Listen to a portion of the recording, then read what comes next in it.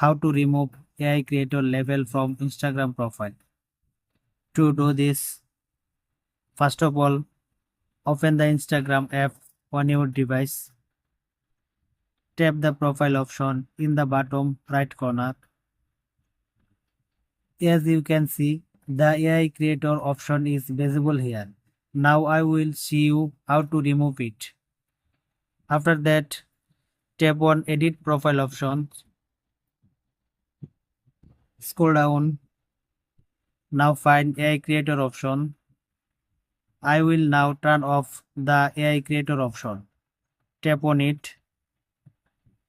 Go back and refresh it. Now you can see that the AI creator option is no longer visible. That's it. If you like the video, subscribe and stay with us. Thank you.